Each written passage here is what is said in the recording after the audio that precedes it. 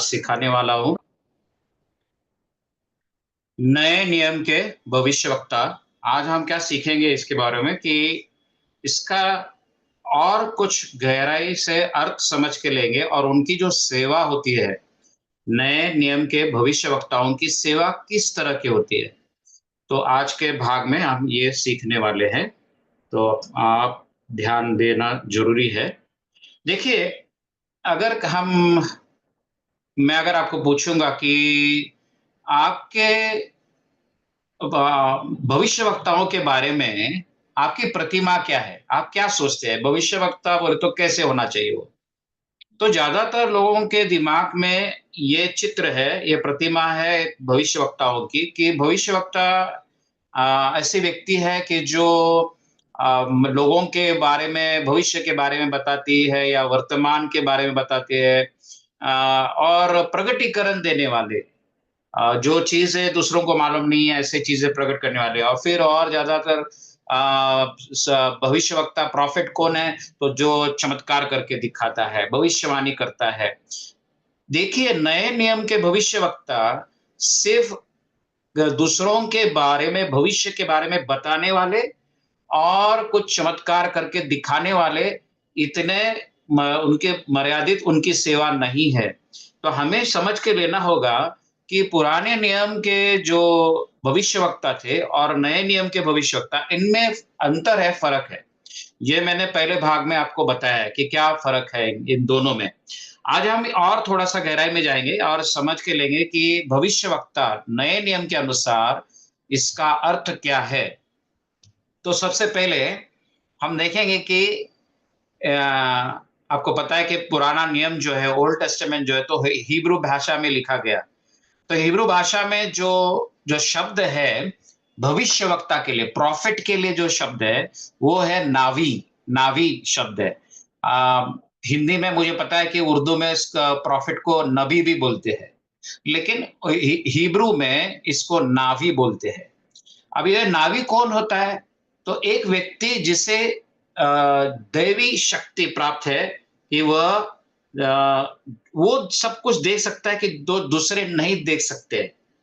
तो ये इसका बहुत साधारण अर्थ हम हिब्रू भाषा में जो प्रॉफिट के लिए जो शब्द है नावी, तो इसका अर्थ क्या है कि ऐसे व्यक्ति जिसको कुछ दैवी शक्ति, सामर्थ्य प्राप्त है, जो ऐसी चीजें देख सकता है जो अन्य लोग नहीं देख सकते। ये उसका हिब्रू भाषा में साधारण अर्थ में आपको बता रहा हूं। तो यह शब्द मूल जो नावी जो शब्द है, वो हिब्रू शब्द जो है, उसका मूल शब्द जो है वो है नावा। नावा में से नावी ये शब्द आया है। अब नावा का अर्थ क्या होता है? नावा का अर्थ होता है उबालना या फिर बहते झरने के जैसा। तो ये ना जो भविष्यवक्ता है या प्रॉफिट है, इस शब्द का अर्थ ऐसा होता है कि परमेश्वर के प्रगटीकरण से एक बहते झरने जैसा परमेश्वर का जो इच्छा है या प्रगटीकरण है, वो इस प्रॉफिट के द्वारा बाहर आते हैं। तो फिर से एक बार हम समझ के लेंगे, प्रॉफिट इस शब्द का अर्थ या भविष्यवक्ता इस शब्द का अर्थ हिब्रू भाषा में क्या होता है कि इस ऐसी व्यक्ति जिसे दैवी सामर्थ्य प्राप्त हुआ है कि वो ऐसी चीजें ये व्यक्ति देख सकता है कि जो दूसरे लोग, सामान्य लोग नहीं देख सकते। और फिर इसके और आगे जाके इसका अर्थ ऐसा होता है हिब्रू भाषा में कि उबालना या फिर बहते झरने जैसा होना। तो जो प्रॉफिट होता है उसके द्वारा परमेश्वर का जो संदेश है वो एक झरने की तरह बहने लग जाता है। उबाल उसके आत्मा में पवित्र आत्मा के द्वारा उबाल आता है और फिर वो परमेश्वर का संदेश अपने जुबान के द्वारा झरने के जैसे बाहर लाता है वो संदेश। ये उसका सर्वसाधारण अर्थ या फिर वर्णन हम कह सकते हैं भविष्यवक्ता का। तो ये हमें याद रखना पड़ेगा क्योंकि ये बेस है, नींव है इस सेवा की। अब और आगे हम बढ़ते हैं। दूसरी बात, अब हम हिब्रू भाषा में हमने इस प्रॉफिट इस शब्द का या भविष्यवक्ता इस शब्द का अर्थ देखा। अब नया नियम जो है वो तो ग्रीक भाषा में लिखा गया। तो ग्रीक भाषा में जो शब्द है प्रॉफिट के लिए या फिर भविष्यवक्ता के लिए वो है प्रोफेटस। प्रोफेटस ये शब्द है। अब ये प्रोफेटस शब्द जो है दो ग्रीक शब्दों से बनाया गया हुआ है। कौन सा दो शब्द है? ये है प्रा और फेमी। प्रा और फेमी मिलके प्रोफेटस ये शब्द बनता है, जिसे हम हिंदी में भविष्यवक्ता या इंग्लिश में प्रॉफिट कहते हैं। अब यहाँ पे आपको बहुत ध्यान देना पड़ेगा इसका अर्थ समझने के लिए, शब्द का अर्थ, क्योंकि यहाँ पे हम और ज्यादा समझ हमें आ जाती है कि प्रॉफिटिक मिनिस्ट्री जो है, प्रॉफिट की सेवकाई किस तरह की रहती है। तो इसमें दो प्रकार है। प्रॉफिट जो रहता है या भविष्यवक्ता जो शब्द है उसमें दो तत्व है यहाँ पे। पहला तत्व ये है या फिर उसका अर्थ हम कहेंगे कि प्रॉफिट का मतलब क्या है? भविष्यवक्ता का मतलब है आगे होकर बोलना। ये मैं ग्रीक भाषा का अर्थ आपको समझा रहा हूं।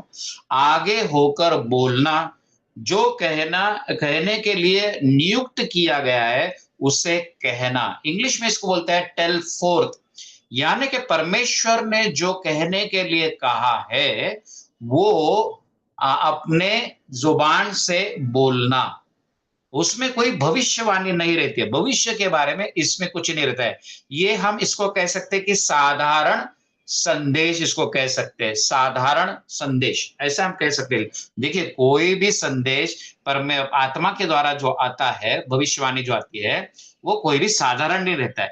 लेकिन हमें इसका अंतर समझने के लिए दो दो तत्व है, ये दोनों तत्वों का अंतर समझने के लिए मैं ये साधारण शब्द इस्तेमाल कर, साधारण बोले तो जिसमें भविष्यवाणी नहीं होती, इसका अर्थ ऐसा होता है।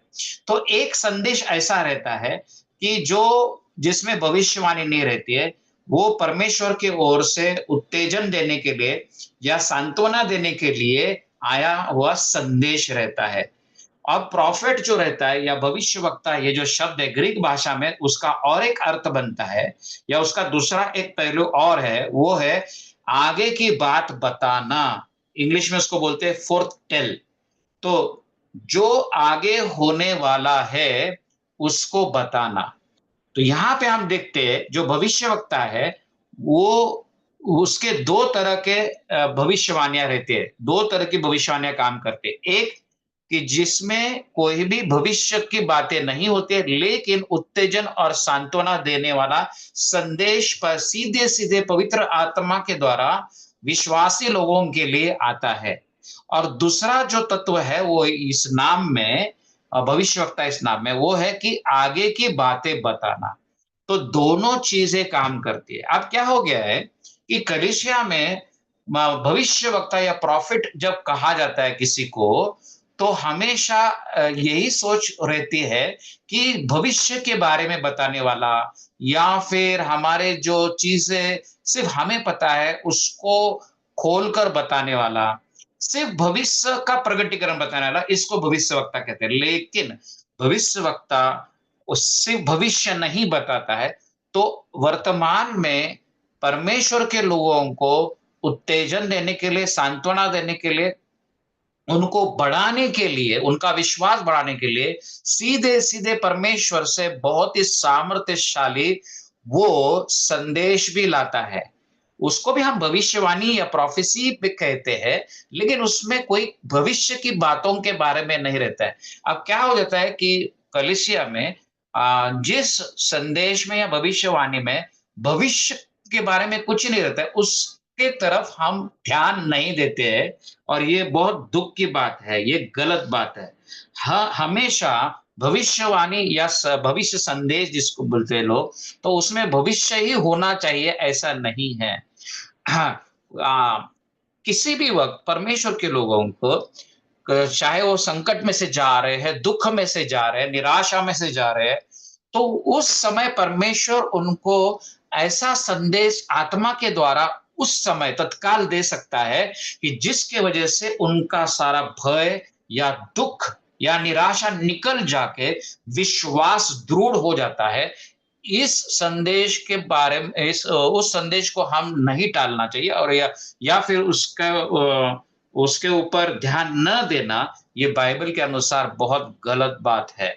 तो देखिए, मैं ये समझाना चाह रहा हूं कि अगर हमारी धारणा हम बदल देंगे प्रॉफिट्स के बारे में, और सही वचन के अनुसार उनके बारे में धारणा बनाएंगे कि इनकी सेवकाई कैसी होती है, तो मैं मानता हूं और विश्वास करता हूं कि अगर इसको हम ठीक से सीखेंगे, तो कलीसिया में बहुत सामर्थ्यशाली भविष्यवाणी और भविष्य संदेश जो है, जिससे कलीसिया के जो बंधन है वो तो टूटेंगे ही, लेकिन परमेश्वर का काम भी हमें देखने को मिलेगा। हमने भविष्यवक्ताओं की सेवा को बहुत मर्यादित कर दिया, लिमिटेड कर दिया है, किसी बॉक्स में डाल के उसको हम जितना चाहते हैं और जो चाहते हैं उतना ही हम करा रहे हैं, जो गलत बात है। आगे हम देखते हैं कि भविष्यवक्ताओं की सेवा को हम समझ के लेंगे। कुछ 5 महत्वपूर्ण बिंदु है जिसके जो हम देखेंगे कि भविष्यवक्ता की सेवा कैसी होती है। पहले तो सबसे पहले और महत्वपूर्ण भविष्यवक्ता जो रहता है, प्रॉफिट जो रहता है, भविष्यवक्ता और वचन, जैसे मैं बार-बार कह रहा हूं, मैं इसलिए बार-बार कह रहा हूं कि जो धारणा हमारी बन चुकी है, जो सोच बन चुकी है, उसको तोड़ना बहुत जरूरी है आज के इस आखिरी दिनों में। देखिए, भविष्यवक्ता सबसे पहले परमेश्वर के वचन में बहुत गहराई में रहने वाला होता है या जाने वाला होता है। भविष्यवक्ताओं की परमेश्वर के वचन की संतुलित और गहरी समझ होनी चाहिए। बहुत सारे भविष्यवक्ता ऐसे रहते हैं कि वो वचन की गहराई को बिल्कुल देखते, या वचन को पढ़ते तक नहीं है वो, या फिर वचन को उसका अभ्यास भी नहीं करते, पढ़ाई भी नहीं करते। तो क्या हो जाता है कि उनका ज्यादातर समय उपवास और प्रार्थना में बहुत समय वो बिताते, लेकिन वचन की तरफ ध्यान नहीं रहता है। देखिए, वचन सर्वोच्च है। परमेश्वर खुद कहता है कि उसने वचन को अपने नामों से भी ऊंचा किया हुआ है, भजन संहिता में कहा है। तो उपवास और प्रार्थना में ठहरे रहना बहुत अच्छी बात है, लेकिन वचन उससे ज्यादा महत्व का है। ये हम समझ के लेना जरूरी है। सो देखिए, अभी हम क्या समझा रहे हैं यहाँ पे कि जो भविष्य वक्ता होता है, वो वचन में बहुत ही गहराई में होता है, उसको वचन की बहुत अच्छी समझ और पकड़ रहती है। सो सिद्धांत है, डॉक्ट्रिन्स है, उसमें वो बहुत मजबूत होना जरूरी रहता है, और बैलेंस संतुलित होना बहुत जरूरी रहता है, ताकि परमेश्वर का वचन भविष्यवाणियों के संदेशों और प्रकाशनों के माध्यम से खंडित न हो। यानी कि क्यों भविष्यवक्ता को वचन ठीक से और गहराई से मालूम होना ही चाहिए, और वो वचन का स्टूडेंट होना चाहिए, विद्यार्थी होना चाहिए। हर दिन उसने वचन का अभ्यास करना चाहिए। वो इसलिए कि जब भविष्यवाणी आती है, प्रगटीकरण आता है, जैसे स्वप्न के द्वारा, दर्शन के द्वारा परमेश्वर बात करता है, तो तो उससे जो भविष्यवक्ता है, उसको इतना वचन तो मालूम होना चाहिए कि जो भी परमेश्वर उससे बात कर रहा है, जैसे वो समझता है कि ये परमेश्वर की वाणी है, या ये स्वप्न या ये दर्शन परमेश्वर ने दिया है, तो वचन के अनुसार है कि नहीं है, ये उसको परखने की ताकत उसमें होनी चाहिए। और परखने की ताकत तब होगी जब उसको वचन मालूम होगा। लेकिन हाँ, हम क्या देखते हैं कि जो प्रॉफिट्स है, जो भविष्यवक्ता है, वो ज्यादातर समय, समझो कोई सभा है, तो 3-3 घंटा वो सिर्फ प्रगटीकरण देते हैं, लेकिन आपको उनसे कोई भी वचन सुनने में नहीं आएगा। उसका एक ही कारण है, क्योंकि उनको वचन मालूम ही नहीं है।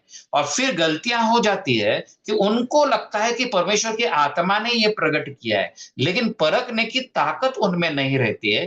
तो फिर वो गलत भविष्यवाणियां या फिर वचन के गलत अर्थ निकाल के गलत प्रगटीकरण वो लाना शुरू करते हैं, और इससे कलीसिया और काफी बसी लोग बहक जाते हैं।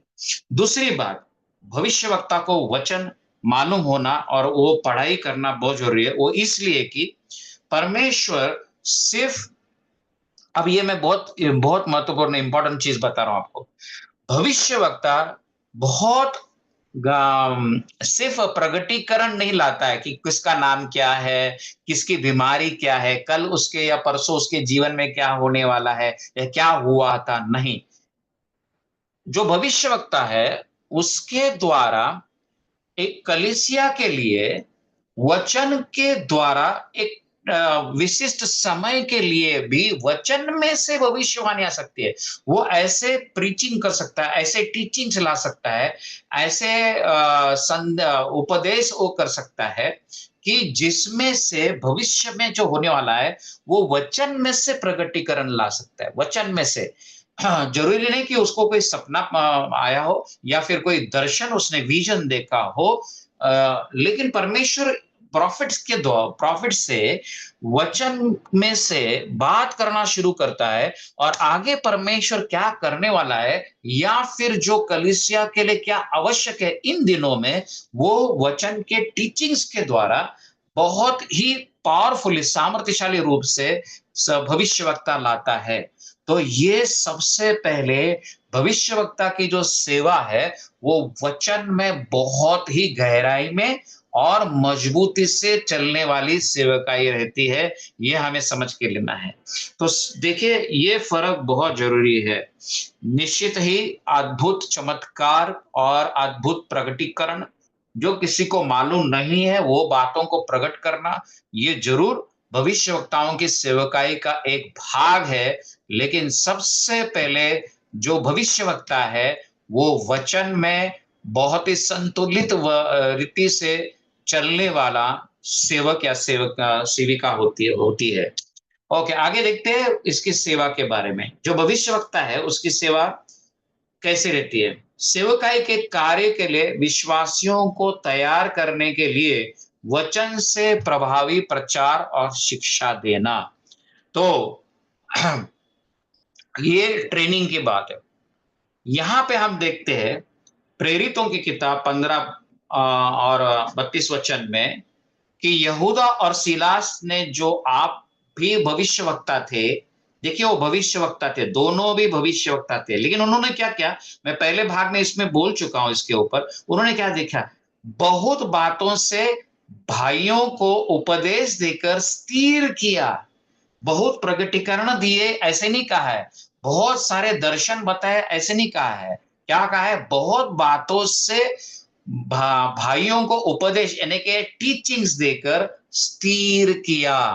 तो भविष्यवक्ताओं की सेवा का दूसरा भाग जो है बहुत ही महत्वपूर्ण है, वो है कि वचन के टीचिंग्स के द्वारा, वचन के द्वारा सिखाकर विश्वासियों को सेवा के लिए तैयार करना है और विश्वास में उनको मजबूत करना है। तो एक तरह से तुम आप कह सकते हो कि जो भविष्यवक्ता होता है वो वचन उसको बहुत अच्छे से मालूम होता है और वो बार बार जब भी जरूरत पड़े तो वो टीचर भी बन जाता है, लेकिन उसकी जो टीचिंग्स रहती है, उसकी जो शिक्षा रहती है वो बहुत ही अलग तरह के रहते हैं, जिसमें से परमेश्वर वर्तमान में कलीसिया से क्या बात कर रहा है या फिर बहुत सारे उसमें डायरेक्शंस रहते हैं, दिशाएं रहते हैं कि कलीसिया ने या मसीह लोगों ने क्या करना चाहिए।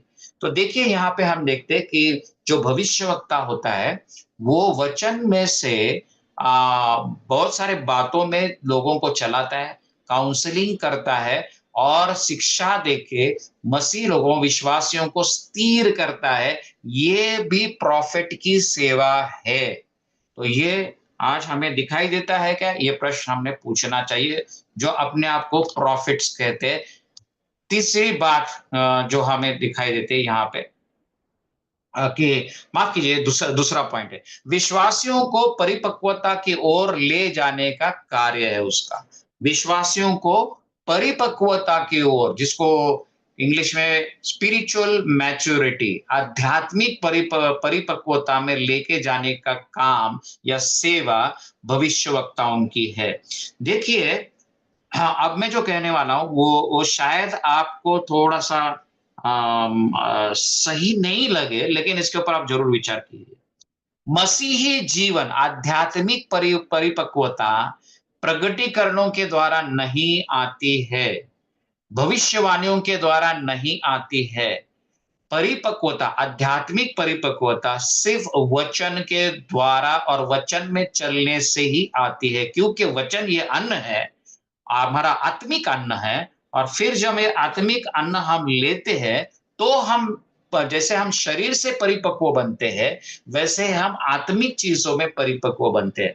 तो निश्चित ही भविष्यवाणी हो या पवित्र आत्मा के बाकी के वरदान हो, ये सबकी जरूरत जरूर है। लेकिन आत्मिक परिपक्वता के लिए, स्पिरिचुअल मैच्योरिटी के लिए, परमेश्वर के वचन को ग्रहण करना, उसमें चलना, समझ के लेना, उस पर मनन करना बहुत जरूरी है। भविष्यवक्ता पर कलीसिया की कमजोरी की और जो कलीसिया के जो कमजोरियां हैं, उसके ऊपर ध्यान आकर्षित करने की सेवा भविष्यवक्ताओं की रहती है। तो और उसमें फिर मजबूती लाना।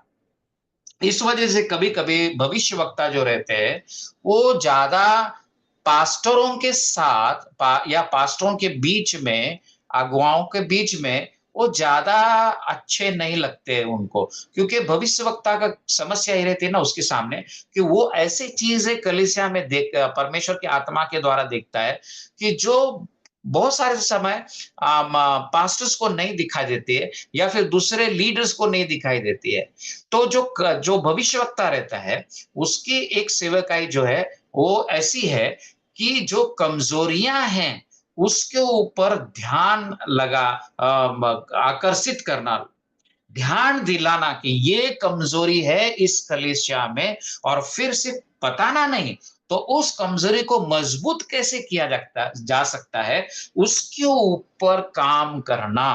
और अकेला नहीं या हटके नहीं, जो बाकी के जो कलीसिया के लीडर्स है, उनके साथ में मिलके या उस कमजोरी वो कमजोरी कैसे निकाली जा सकती है, इसके ऊपर वो बाकी के सब लीडर्स के साथ मिलके काम करना, ये भी भविष्यवक्ता की सेवा है। भविष्यवक्ताओं की सेवकाई उन्नति या मजबूती की सेवकाई है।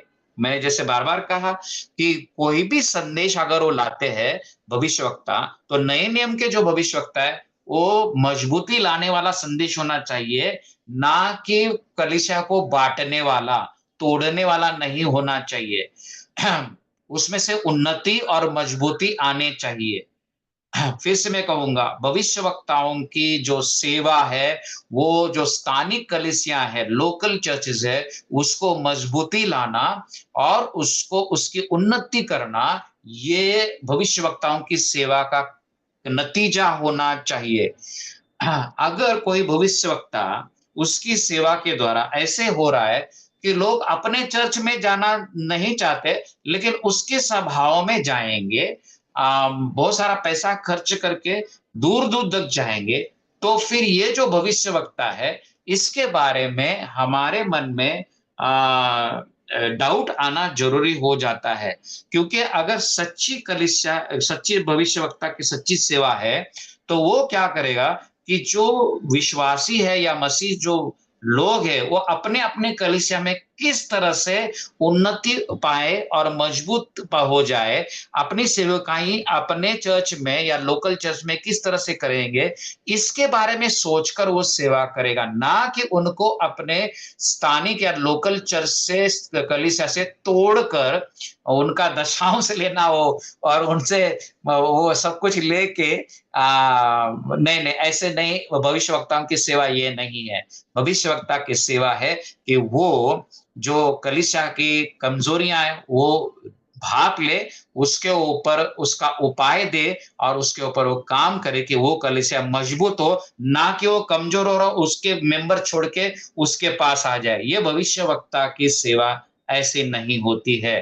अब आगे बढ़ के तीसरा जो प्रकार है भविष्यवक्ताओं की सेवकाई का, वो है सेवा में विश्वासियों का मार्गदर्शन और सेवा के लिए मुक्त करना। ये बहुत ही इंपॉर्टेंट, महत्वपूर्ण है। अब हम देखते हैं कि एक प्रेरितों की किताब में अध्याय 13 में बहुत ही महत्वपूर्ण घटना हो जाती है। इसके बारे में मैंने पहले भाग में भी कुछ कहा है। सेवकाई के वरदान की पुष्टि करना या सेवकाई के अज्ञात वरदान को प्रकट करना। तो हम देखते हैं कि जो शाऊल है उसका परिवर्तन होके अब वो पौल बन चुका है। लेकिन अभी तक उसकी जो जिस सेवा के लिए परमेश्वर ने उसे बुलाया है, उस सेवा में अभी तक वो गया नहीं है। वो सुसमाचार यहूदियों को ही सुना रहा है। लेकिन अध्याय 13 प्रेरितों की किताब अध्याय 13 में हम देखते हैं कि कुछ भविष्यवक्ता और शिक्षक जो है एक साथ मिलकर परमेश्वर के सानिध्य में ठहरे हुए हैं, उपासना कर रहे हैं और उपास कर रहे हैं। और फिर वचन कहता है कि पवित्र आत्मा ने कहा कि बरनबा और शाऊल को मेरे लिए जिस सेवा के लिए मैंने चुना उसके लिए उनको अलग करो। तो यहाँ पे हम देखते हैं कि इस भविष्यवक्ताओं के द्वारा पौलुस की और बरनबा जो रहा था उसकी सेवा की पुष्टि यहाँ की गई है कि पौलुस को जो विधर्मीय है, जो यहूदी नहीं है, उनके पास जाके सुसमाचार करने के लिए परमेश्वर ने उसको बुलाया है। ये भविष्यवाणी के द्वारा, भविष्यवक्ताओं के द्वारा पवित्र आत्मा ने प्रकट किया। तो भविष्यवक्ताओं की सेवा का और एक पहलू ऐसा है कि वो आत्मा के द्वारा इनको समझ आती है कि किसके जीवन के ऊपर किस तरह की परमेश्वर की बुलाहट है, कौन सी सेवकाई है, ये वो समझते हैं। और फिर उसमें उनको वो तैयार करके उस सेवा के लिए उनको आगे भेज देते हैं। वे जैसा देखते हैं वैसा ही बोलते हैं। दैवी संभावनाओं को पुनर्जीवित करने का उनकी सेवा है। तो पहले मैंने बताया कि कैसी सेवा है भविष्यवक्ताओं की, कि विश्वासी जो है उनकी सेवा की पुष्टि करना। देखिए, मेरे जीवन में मैंने ये अनुभव किया कि परमेश्वर ने मुझे जब सेवा के लिए बुलाया, ये मुझे मालूम था कि परमेश्वर ने मुझे किस सेवा के लिए बुलाया। लेकिन मेरे मन में कुछ शंकाएं थी। फिर क्या हुआ कि कुछ भविष्यवक्ता अलग-अलग समय में मेरे जीवन में आए और उन्होंने भविष्यवाणियां की और उस भविष्यवाणियों के द्वारा मेरे जीवन में कौन सी बुलाहट है उसकी सिद्धता हुई, उसकी पुष्टि हुई। देखिए, उल्टा कभी नहीं होना चाहिए कि भविष्यवक्ता आता है, किसी के ऊपर हाथ रखकर वो बोल कहता है कि तुझे परमेश्वर ने इस सेवा के लिए बुलाया है। लेकिन जिसके ऊपर उसने हाथ रखा है, उस मसीह भाई को या बहन को बिल्कुल कुछ भी पता नहीं है। आत्मा ने उनसे कुछ बात नहीं की है, तो ऐसे नहीं चलता है। भविष्यवक्ता जो है, नए नियम के भविष्यवक्ता किसी को डायरेक्शन नहीं दे सकते कि तूने ये करना चाहिए और तूने वो करना चाहिए, तूने इससे शादी करना चाहिए और तूने यही सेवा करनी चाहिए। नहीं, नए नियम के जो भविष्यवक्ता है वो इस तरह से काम नहीं करते हैं। वो पुष्टि करते हैं, डायरेक्शंस नहीं देते हैं, वो सिद्धता देते हैं। परमेश्वर ने पहले आपसे बात करना जरूरी है और फिर जो भी बात परमेश्वर ने आपसे की है उसकी पुष्टि या सिद्धता जो है वो किसी भविष्यवाणी के द्वारा, भविष्यवक्ता के द्वारा परमेश्वर देता है। ये हम देखते हैं पौलुस के जीवन में, मेरे जीवन में मैंने अनुभव किया है और मैं समझ सकता हूं कि और भी बहुत सेवक है जो मेरे साथ सहमत हो जाएंगे। दूसरी बात हम यहाँ सीखते हैं कि जो भविष्यवक्ता है वो पुनर्जीवित करता है। जो परमेश्वर ने जो कुछ भी कहा है, समझो उस बात को 10 साल हो गए। परमेश्वर ने एक भविष्यवाणी आपके कलीसिया के लिए या आपके सेवा के लिए या आपके पर्सनल लाइफ के लिए, आपके व्यक्तिगत जीवन के लिए कोई भविष्यवाणी आई। अब 10 साल हो गए उसके जो भी भविष्यवाणी आई है जो आई थी उसके जैसा कुछ भी नहीं हो रहा है। जो भविष्यवाणी आई है बस आके वो चले गई, 10 साल हो गए कुछ भी नहीं हुआ। और फिर अचानक क्या हो जाता है कि एक कोई भविष्यवक्ता आता है, प्रॉफिट आता है जो सच्ची में परमेश्वर की ओर से, और फिर 10 साल के बाद फिर से एक बार वो भविष्यवक्ता को कुछ मालूम नहीं कि आपके जीवन में पहले ऐसी भविष्यवाणी आई थी, वो आता है और उसी भविष्यवाणी को दोहराता है। यानी कि जो चीजें, जो संभावनाएं भविष्यवाणी के बाद आप में जो संभावनाएं, विश्वास जो पैदा हुआ था, वो समय जैसे बीतता जाता है और ऐसे लगने लगता है कि जो परमेश्वर ने बताया वो अब होना मुश्किल है। तभी भविष्यवक्ता परमेश्वर भेजता है और पुनर्जीवित करता है। जो अभिवचन दिए है, जो वाचा परमेश्वर ने आपसे बांधी हुई है, उसको पूरा फिर से जीवित करना, ये भविष्यवक्ता की सेवा रहती है। मेरे जीवन में बहुत सारे परमेश्वर के सेवक हैं कि जिनके द्वारा परमेश्वर ने बात किया, और जो मैं ऐसे मानता था कि नहीं नहीं, अभी तो ये कुछ नहीं होगा, मेरा तो उम्र भी बढ़ गई, अभी समय निकल गया, ऐसा नहीं हो सकता है। लेकिन भविष्यवक्ता आकर उन्होंने फिर से भविष्यवाणी करके, जो मुझे लगा कि अब ये अभिवचन या ये वाचा या अभिवचन मर चुका है, वो फिर से जीवित हो जाता है। ये है भविष्यवक्ताओं की सेवा। तीसरी बात जो यहाँ पे हमें सीखने मिलती है, दूसरों की बुलाहट को परखना और उन्हें उस सेवा के लिए मुक्त करना। ये मैं ऑलरेडी कह चुका हूं, लेकिन ये बहुत ही इंपॉर्टेंट है। फिर से मैं बैलेंस रखूंगा, संतुलन रखना बहुत जरूरी है। देखिए, भविष्यवक्ता सिर्फ पुष्टि करने के लिए है। नए नियम के भविष्यवक्ता पुष्टि कर सकते हैं, लेकिन किसी को वो आदेश नहीं दे सकते कि मुझे परमेश्वर ऐसे ऐसे बता रहा है और तुम्हें यही करना है। चाहे वो व्यक्ति को जिसके ऊपर वो भविष्यवाणी करे, उस व्यक्ति से परमेश्वर ने बात किया हो या नहीं किया हो, कोई भविष्यवक्ता अगर ऐसे कहता है कि मैं परमेश्वर का प्रॉफिट हूं, तुम्हें मेरी बात सुननी ही पड़ेगी, तो ये गलत है। परमेश्वर की आत्मा नए नियम में कोई भी इस तरह से पवित्र आत्मा काम नहीं करता है। हाँ, भविष्यवक्ता जो रहता है, परमेश्वर उसके द्वारा आपकी बुलाहट को परखने का काम कर सकता है, और फिर वो परखने के बाद उस सेवा में आपको मजबूत करने के लिए भविष्यवक्ता का इस्तेमाल परमेश्वर करता जरूर है। मैं आशा करता हूं कि ये जो संतुलन की बातें मैं बता रहा हूं आपको, उसको आप समझ पा रहे हैं। अब आगे बढ़ते हैं। चौथी जो सेवकाएं की बात है, इसकी सेवा कैसे, भविष्यवक्ताओं की सेवा कैसे रहती है? चमत्कारिक चिन्हों और आश्चर्य कर्मों का अभिषेक उनके ऊपर रहता है। अब ये तो बहुत आसान है, ये सभी को मालूम है। और शायद जैसे मैंने कहा कि लोगों को सिर्फ यही एक मालूम है, बाकी की जो बातें मैंने 3 बातें इसके पहले बताई कि भविष्यवक्ताओं की सेवा कैसी होती है, वो उसके ऊपर किसी का ध्यान नहीं है। सिर्फ चमत्कार चमत्कार। एक भविष्यवक्ता अक्सर दर्शन, स्वप्न और भविष्य सूचक संदेशों के माध्यम से संदेश देता है। ये हम मानते हैं कि आज भी परमेश्वर ये करता है। पवित्र आत्मा के वरदान, बुद्धि का वचन और ज्ञान का वचन उनकी सेवकाई में कार्यरत होते हैं, जिसको इंग्लिश में वर्ड ऑफ विजडम और वर्ड ऑफ नॉलेज कहते हैं। बुद्धि का प्रगटीकरण और ज्ञान का प्रगटीकरण। तो बुद्धि का वचन, आपके हिंदी बाइबल में बुद्धि का वचन ऐसे नहीं दिया हुआ है, लेकिन मैं आपको कहूंगा कि ये सही उसका भाषांतर होगा, बुद्धि का वचन, word of knowledge and word of wisdom. इसमें क्या रहता है? बुद्धि का वचन में जो वर्तमान में जो हो रहा है या भूतकाल में जो हो गया है, उसको प्रकट करना, वर्तमान और भूतकाल को प्रकट करना, ये वर्ड ऑफ नॉलेज में आता है। यानी कि बुद्धि के वचन के द्वारा, इस वरदान के द्वारा आत्मा काम करता है। लेकिन ज्ञान का वचन जो है, वह वर्ड ऑफ विजडम, भविष्य उसके द्वारा प्रकट होता है। भविष्य। तो ये दो जो वरदान है, बुद्धि का वचन और ज्ञान का वचन, इसका कार्य हम भविष्यवक्ताओं की सेवा में आपको ज्यादा होते हुए दिखेगा। जैसे इवेंजलिस्ट है, सुसमाचार सुनाने वाला जो है, उसके सेवा में आपको ज्यादातर जो चंगाई के वरदान है, वो काम करते हुए दिखेंगे। तो ऐसे हर एक सेवा जो है, मुख्य 5 जो सेवा है, वो हर एक सेवा में एक कुछ वरदान है जो विशेष करके उस सेवा में काम करते हैं।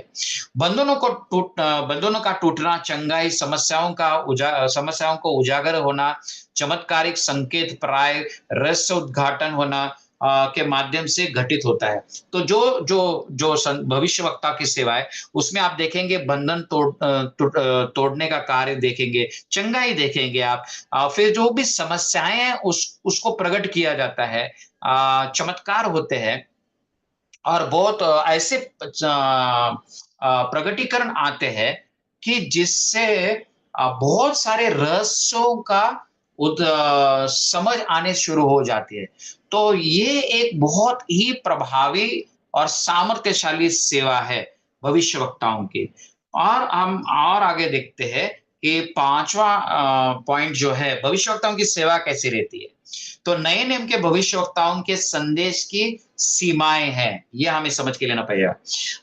देखिए, पुराने नियम के भविष्यवक्ता, उनका उनकी सेवकाई का तरीका अलग था, नए नियम के भविष्यवक्ताओं की सेवा अलग है। अब कैसे अलग है? तो देखिए, दूसरे तिमुथियो 3, 16, 17 में हम माफ कीजिए, पहले कुरिन्थियों 14, 3 में क्या कहा है कि जो भविष्यवाणी जो रहती है, परंतु जो भविष्यवाणी करता है, वो मनुष्य से उन्नति और उपदेश और शांति की बातें कहता है। और अगर आप और आगे पढ़ेंगे दूसरे तिमुथियुस 3, 16, 17 में, तो जो सेवा है भविष्यवक्ता की, वो सुधार लाने की भी सेवा है। लेकिन हम 3 बातों पे ध्यान रखेंगे, उन्नति, उपदेश और शांति। तो जो नए नियम के भविष्यवक्ता है, उनकी जो सेवा है उसको मर्यादा है। उनको उसको क्या है? सीमाएँ हैं। उन्नति, उपदेश और शांति के बाहर नए नियम के भविष्यवक्ताओं की सेवा नहीं जाती है। देखिए, पुराने नियम के जो भविष्यवक्ता थे, ज्यादातर वो परमेश्वर के न्याय के बारे में बात करते थे, सिर्फ न्याय के बारे में, कि ये न्याय आने वाला है और फिर आगे जाके परमेश्वर क्या करने वाला है। लेकिन नए नियम के जो भविष्यवक्ता है, जब भी वो संदेश देंगे, चाहे वो न्याय के बारे में हो या फिर भविष्य में क्या होने वाला है वो बताने के बारे में हो, या वर्तमान में परमेश्वर से वो सीधे-सीधे जो संदेश है लोगों का विश्वास बढ़ाने के लिए उन्नति, तो उसमें से 3 बातें होनी चाहिए। उन्नति, उपदेश और शांति, या हम कहें उन्नति उस होनी चाहिए, सांत्वना होनी चाहिए और उनको प्रोत्साहन मिलना चाहिए। तो ये एक मर्यादा डाली हुई है नए नियम के भविष्यवक्ताओं के लिए। तो जब भी कोई प्रॉफिट आप उनको मिलते हैं, या फिर आपके कलीसिया में अगर कोई प्रॉफिट को आप बुलाते हैं, तो ज़रूर देखिए कि ये 3 जो बातें हैं, 3 जो सीमाएँ हैं, उसको भेद कर आगे नहीं जानना चाहिए। तो ये बहुत इम्पोर्टेंट है, बहुत महत्वपूर्ण है। तो यदि कोई प्रकाशन है जो दिशा डायरेक्शनल है, तो उससे स्थानीय कलीसिया के अगुवाओं द्वारा परखा जाना चाहिए। समझो, अगर कोई प्रॉफिट है और उसको कोई परमेश्वर उसको ऐसा प्रगटीकरण देता है जिसमें कलीसिया ने या किसी परिवार ने या किसी व्यक्ति ने क्या करना चाहिए, ये उसको अगर परमेश्वर प्रगटीकरण देता हो, जिसको हम लोग इंग्लिश में डायरेक्शनल प्रोफेसी कहते हैं, दिशा देने वाले प्रोफेसी, ये बहुत डेंजरस रहता है, इसमें हम बहुत संभलना चाहिए। क्योंकि अगर इसमें हमने संतुलन नहीं रखा, तो हम बहुत गलत दिशा बहुत लोगों के जीवन में बोलेंगे। और मेरे पास इतने उदाहरण हैं कि भविष्यवक्ताओं ने ऐसे भविष्यवाणी के द्वारा ऐसी चीजें बताई, और ये लोगों ने सीधे सीधे जाके परख नहीं किया, और जाके सीधे वो करने लग गए, और बहुत बड़ा नुकसान उन लोगों का हो गया। अब क्या करना चाहिए? जो भी प्रॉफिट है, उस अगर उसको कोई दिशा डायरेक्शनल प्रोफेसी मिलती है, आगे किसने क्या करना चाहिए, कलीसिया ने क्या करना चाहिए, पास्टर ने क्या करना चाहिए, तो ऐसे डायरेक्शनल प्रोफेसी में हम दबाव में नहीं आना चाहिए। अरे बाप रे, परमेश्वर ने कहा है, अब इसको हम कैसे न्याय, इसको कैसे परखना, नहीं नहीं नहीं, परमेश्वर ने कहा है कि ये होना चाहिए तो हम करने। जैसे कि कोई प्रॉफिट अगर कहता है कि परमेश्वर मुझे कह रहा है कि अगर आपको आपके फाइनेंशियल प्रॉब्लम में से, आर्थिक संकट में बाहर आना है, तो आपको 1,000 रुपए के, 10,000 रुपए के या 1 लाख के बीज को आपको मेरी सेवा में बोना है। ऐसे भविष्यवाणी अगर आ जाती है, तो आप सतर्क हो जाना चाहिए, अलर्ट हो जाना, सावधान हो जाना चाहिए। ये डायरेक्शनल प्रोफेसीज देखिए, इसको परखना जरूरी रहता है। तो हमने क्या करना चाहिए, या प्रॉफिट ने क्या करना चाहिए? कोई भी डायरेक्शनल प्रोफेस है, जैसे कि मैंने देखा है कि कुछ भविष्यवक्ता घर में जाते हैं, भविष्यवक्ता, और फिर घर में हाउस ग्रुप रहता है या कोई मीटिंग में रहता है, तो वहां भविष्यवाणी करते हैं कोई लड़की के ऊपर कि बहन, ये लड़का यानी कि वहां पे कोई रहता है चर्च में, तो इस लड़के से तेरी शादी होनी चाहिए, या फिर लड़के को कहते हैं कि इस लड़की से तेरी शादी हो, ये परमेश्वर की इच्छा है। ये बहुत ही खतरनाक प्रोफेसी है। बाइबल में ऐसे प्रोफेसी कोई आधार नहीं है। तो अगर ऐसा प्रगटीकरण कुछ परमेश्वर दिखाता भी है, तो प्रॉफिट की जिम्मेदारी ये है कि उसने पहले जो पास्टर है उसको बताना चाहिए, उस कलीसिया के पास्टर को बताना चाहिए। मैंने देखा है कि ऐसे भविष्यवक्ता क्या करते हैं कि ये कोई अगर किसी भाई के बारे में ऐसा, उसके विवाह के बारे में कुछ आ गया या बहन के विवाह के बारे में उसको कुछ परमेश्वर ने प्रकट किया, ऐसे उसको लगता है, तो उनको अलग करते हैं और फिर पास्टर को कुछ बताते नहीं है, और या फिर जो भी लीडरशिप है उनको कुछ शेयर नहीं करते और सीधे सीधे इनको बाजू में लेके काउंसलिंग कर देते हैं। ये बहुत गलत बात है। यहाँ पे हमें डायरेक्शनल प्रोफेसी जो है, एक नियम रखना चाहिए कि जो पास्टर है, उस चर्च के जो अगुवा है, पास्टर्स है, उनको बताना जरूरी है पहले, ना कि पब्लिक में डिक्लेयर करना चाहिए। तो कुछ संतुलन रखना चाहिए, कुछ सीमाएं रखनी ही चाहिए। इन सीमाओं को वचन में हमें बताया गया है। अब आगे बढ़ते हैं। आप देखते हैं कि क्या आज भविष्यवक्ताओं की सेवकाई उपलब्ध है। देखिए, आपने भी बहुत सारा सुना होगा या यूट्यूब पे आपने देखा होगा कि कुछ परमेश्वर के दास, कुछ कलीसियां ये सिखाते हैं कि आजकल ये जो प्रॉफिट्स है, ये सेवा आज के लिए नहीं है। ये सेवा प्रेरितों के समय के लिए थी। जब परमेश्वर का पूरा वचन हमें मिल गया है, बाइबल पूरी तरह से अभी हमारे हाथ में है, तो जो प्रॉफिट है या प्रोफेटिक मिनिस्ट्री है, उसकी आज जरूरत नहीं, या फिर वो आज उपलब्ध नहीं है। फिर कुछ लोग ये सिखाते हैं कि जो प्रोफेटिक मिनिस्ट्री है, भविष्य वक्ता की जो सेवकाई है, वो उसमें भविष्यवाणी वगैरह कुछ नहीं रहती है। भविष्य वक्ता की सेवा बोले तो प्रीचर, यानी कि जो हम प्रीचिंग करते हैं, उपदेश करते हैं, तो उसको ही वो भविष्यवक्ता कहते हैं। वो किसी भी तरह से दैवी सामर्थ्य को या पवित्र आत्मा के द्वारा होने वाले प्रगटीकरण को, बुद्धि का वचन या ज्ञान का वचन को पूरी तरह से नकारते हैं। उनका कहना है कि प्रॉफिट यानी के जो समय समय पे वचन में से, बाइबल में से संदेश लाता है और फिर वो संदेश कलीसिया को देता है। तो क्या भविष्यवक्ता, जिसके द्वारा परमेश्वर अद्भुत काम करता है, चमत्कार करता है, प्रगटीकरण देता है, स्वप्न और दर्शन के द्वारा चलाता है, क्या ऐसे भविष्यवक्ता आज की कलीसिया में है? क्या ये वह सेवा का वरदान उपलब्ध है? वचन क्या कहते हैं, हम पढ़ेंगे। वचन ऐसा कहता है, उसने कुछ को प्रेरित नियुक्त करके और कुछ को भविष्यवक्ता नियुक्त करके और कुछ को सुसमाचार सुनाने वाले नियुक्त करके और कुछ को रखवाले यानी कि पास्टर और उपदेश यानी कि शिक्षक नियुक्त करके दे दिया। देखिए, अब ये जो 5 सेवाएं है, इस ये पहले भाग में मैंने इसमें बात किया, लेकिन और थोड़ा सा हम आगे जाएंगे इसमें। तो ये यहाँ पे क्या क्या है, कुछ को भविष्यवक्ता नियुक्त किया।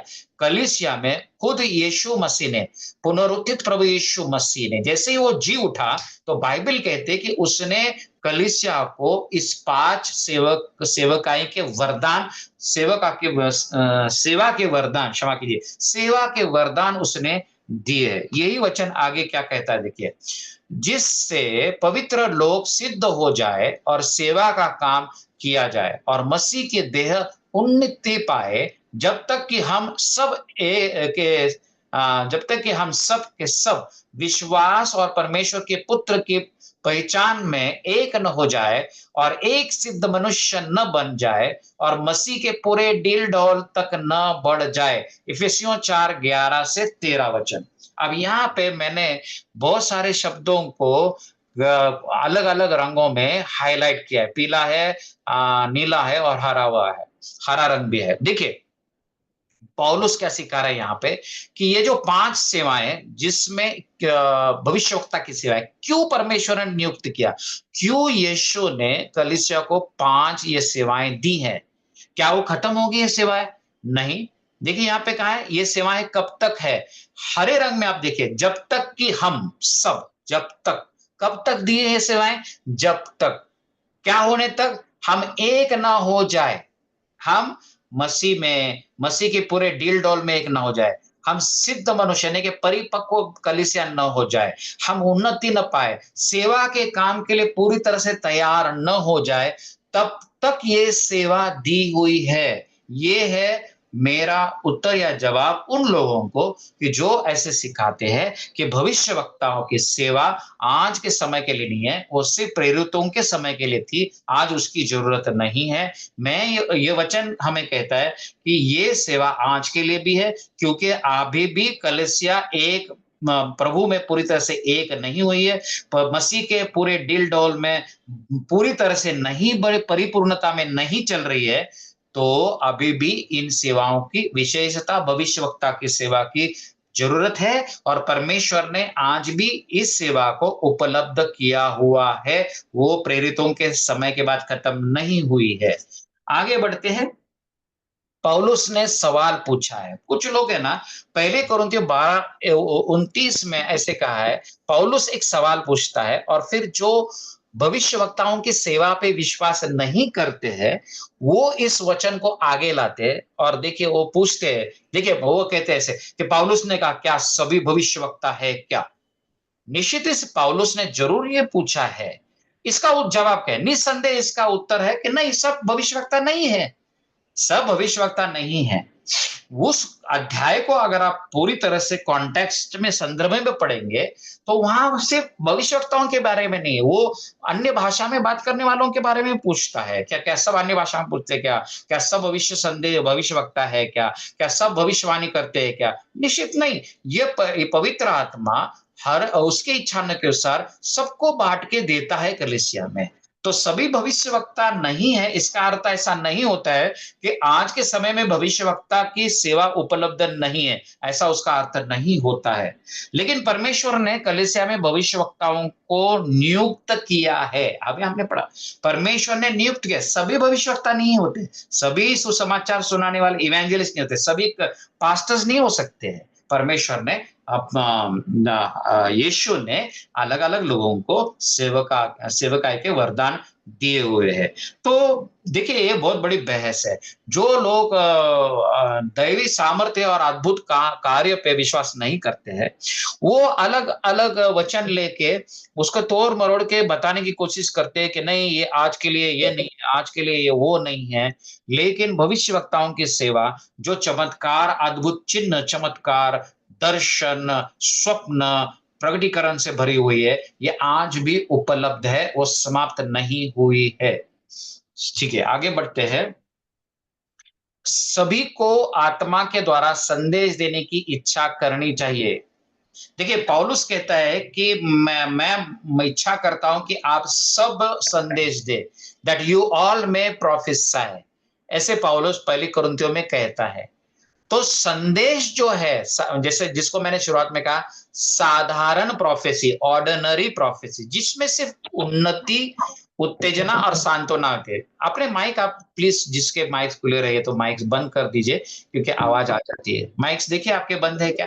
ठीक है, हम आगे बढ़ते हैं कि सब देखिए पौलुस कहता है कि संदेश हर एक आत्मा से भरा हुआ व्यक्ति दे सकता है। हर एक विश्वासी जो आत्मा से भरा हुआ है, चाहे वो स्त्री हो पुरुष हो, वो संदेश दे सकते हैं। देखिए आत्मा से संदेश, उपदेश नहीं, आत्मा से संदेश, जिसमें उन्नति, उत्तेजन और सांत्वना रहते हैं। ये सब विश्वासी कर सकते हैं, और हम इच्छा करनी चाहिए कि हम ऐसा संदेश कलीसिया के उन्नति के लिए और मजबूती के लिए हम दे पाए, जिसको प्रोफेसी कहते हैं। लेकिन हम प्रोफेसी हर एक विश्वासी कर सकते हैं, लेकिन हर एक विश्वासी प्रॉफिट नहीं होता, क्योंकि मैं हर एक सभा में या मेरे जीवन में मैं साधारण प्रोफेसी लाता हूं, और कभी कभी मेरे से बुद्धि का वचन या ज्ञान का वचन भी काम करता है। लोगों के बारे में, उनके भविष्य के बारे में मैं कभी कभी प्रगटीकरण मुझे प्राप्त होता है, तो इससे मैं प्रॉफिट नहीं बनता। तो हम एक तो समझ के लेना चाहिए कि भविष्यवक्ता की सेवा और प्रोफेसी का दान, यानी कि उन्नति और सांत्वना देने का, संदेश लाने का दान जो है, वो सभी विश्वासी के लिए, लेकिन भविष्यवक्ता की सेवा सभी के लिए नहीं है। यह हमें समझ के लेना चाहिए। पवित्र आत्मा की भविष्यवाणी का वरदान और यीशु द्वारा कलीसिया को दिए गए भविष्यवक्ता की सेवकाई के बीच यही मूलभूत अंतर है। क्या मूलभूत अंतर है? आप सब जो भी मुझे सुन रहे, आप सब आत्मा के द्वारा प्रोफेसी दे सकते हैं जिसमें कोई भविष्यवाणी नहीं रहती, उत्तेजन होता है, मजबूती रहती है, सांत्वना रहती है, ये रहता है उसमें। ये हर एक जन कर सकता है, बच्चा भी छोटा बच्चा भी कर सकता है जो आत्मा से भरा हुआ है। लेकिन भविष्यवक्ता की सेवा सभी के लिए नहीं है। मैं फिर से दोहराऊँगा, सिर्फ़ क्योंकि मैं बार-बार मेरे द्वारा प्रोफेसी आती है और आत्मा मेरे द्वारा संदेश लाता है, इसका अर्थ ऐसा नहीं होता है कि मेरे ऊपर भविष्यवक्ता की बुलाहट है, ऐसा नहीं होता है। दूसरे भी बहुत सारे चीज़ है जिसको मैंने परखना चाहिए, फिर उससे समझ में आता है कि मेरे जीवन में भविष्यवक्ता की सेवा है या नहीं है। अच्छा, आखिरी में हम देखेंगे कि ये जो भविष्यवक्ता है, वो कैसे रहते हैं? पहली बात, भविष्यवक्ता वह है जो परमेश्वर के हृदय और मन की बात परिपक्वता से कहते हैं। वो खुद वचन में परिपक्व रहता है। कौन? भविष्यवक्ता। आध्यात्मिक रीति से वो परिपक्व रहता है। अगर कोई एकदम नया परमेश्वर में, प्रभु में नया जन्म हुआ कोई व्यक्ति है, उसको 1 या 2 साल ही हो गया है और तुरंत वो प्रॉफिट बन जा रहा है, ऐसे नहीं होता है। भविष्यवक्ता की जो सेवा है, हाँ, वो तुरंत प्रोफेसी कर सकता है, साधारण संदेश कलीसिया के लिए ला सकता है जो पावरफुल रहते हैं। लेकिन उसको भविष्यवक्ता की सेवा में आने के लिए समय लगता है, एक परिपक्वता रहती है। उसको जो भविष्यवक्ता रहता है, वो वचन में परिपक्व होता है, पहली बात। दूसरी बात, परमेश्वर के साथ में उसके जो संबंध रहते हैं, वो परिपक्व रहते हैं क्योंकि अब वो परमेश्वर के पिता के अंतःकरण को जान सकता है, परख सकता है कि परमेश्वर अंतःकरण में क्या चाहता है, उसकी इच्छा क्या है। वो उस और फिर वो तीसरी बात, वो जब वो समझता है कि आप परमेश्वर क्या चाहता है, परमेश्वर के हृदय में क्या है, उसकी इच्छा क्या है, फिर वो परिपक्वता से, मैच्योरिटी से वो बाहर लाता है। बहुत ही सोच समझ कर सुलझे हुए एक व्यक्ति के द्वारा जो अपेक्षा रहती है, उस तरह से वो उस प्रगटीकरण को लाता है, ना कि यूसुफ की तरह।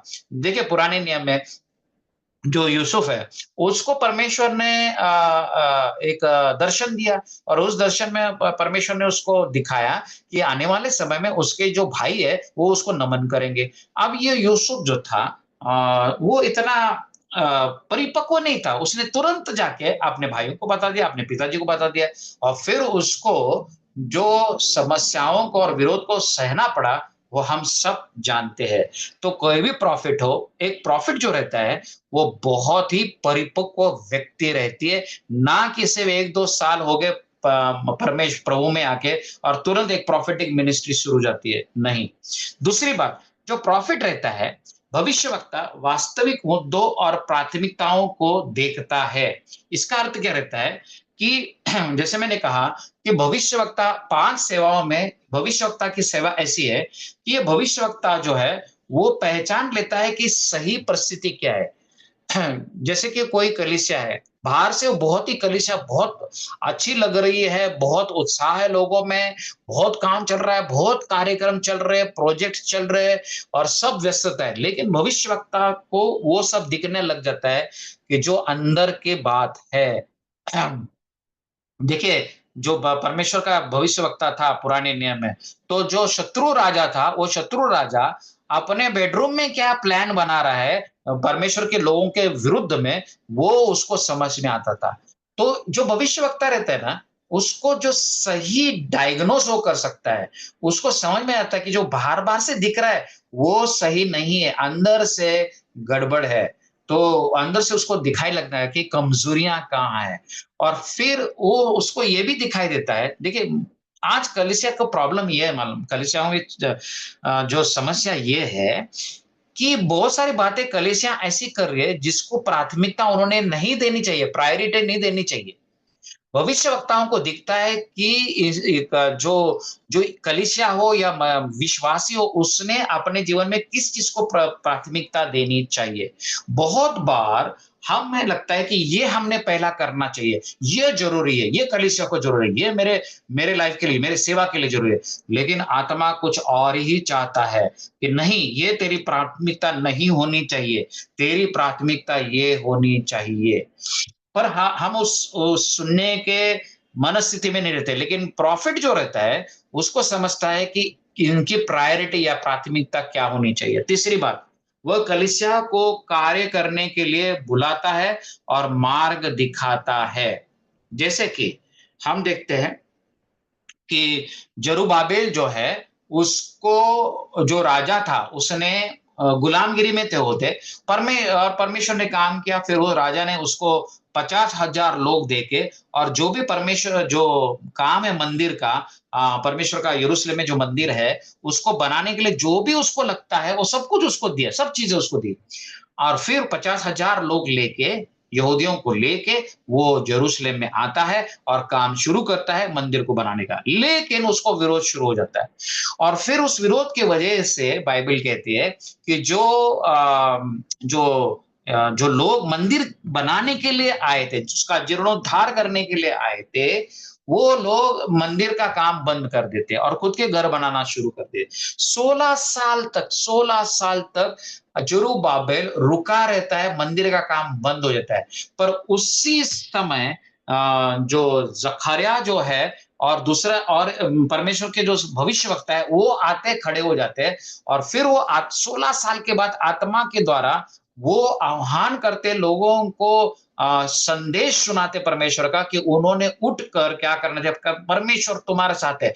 वो सिर्फ इतना ही कहता है जो भविष्यवक्ता है, वो इतना ही कहता है कि यहोवा परमेश्वर तुम्हारे साथ है, इतना ही कहता है। तो जितने लोग मंदिर बनाने के लिए आए थे, फिर से बना बांधने के लिए आए थे, जिन्होंने 16 साल तक जो भूल गए, वो अचानक एक दिन में सिर्फ इतना ही सुन के, इतना इतना वाक्य सुन के कि परमेश्वर तुम्हारे साथ है, उनमें विश्वास जाग जाता है। वो फिर से उठते, 16 साल के बाद फिर से परमेश्वर के मंदिर का काम शुरू हो जाता है, और पूरा भी कर देते हैं वो।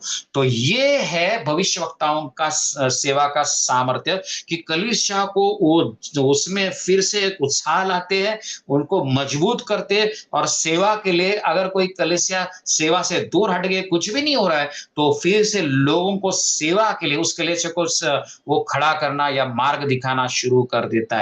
ये इन टोटैलिटी आप फिर से इस ऑडियो को सुनिए, और ध्यान रखिए, ध्यान से सुनिए कि भविष्यवक्ताओं की जो सेवा है, वो किस तरह की सेवा है। सब मिला के भविष्यवक्ता बनता है। सिर्फ प्रगटीकरण देने वाला, किसी के भविष्य के बारे में या किसी के वर्तमान के बारे में बताने वाला और चमत्कार करने वाला भविष्यवक्ता नहीं है। भविष्यवक्ता ये सब उसके सेवा का भाग है, हिस्सा है। अब यहाँ पे मेरा आज का जो सीख है, वो तो खत्म हो गया। मैं आशा करता हूँ कि आपको समझ में आ रहा है। अगर देखिए, ये चीजें ना एक एक टाइम सुनने से नहीं होती है, इसको आपको बार बार 2-3 बार सुनना होगा, ये दूसरे लोगों के साथ डिस्कस करना होगा। तो मैं आशा करता हूँ कि आप और आपके द्वारा दूसरे लोगों को तक, और कुछ पास्टर्स के वो तक ये पहुंचेगा, और वो भी कलीसिया आशीषित हो जाएगी। उत्तर भारत के लिए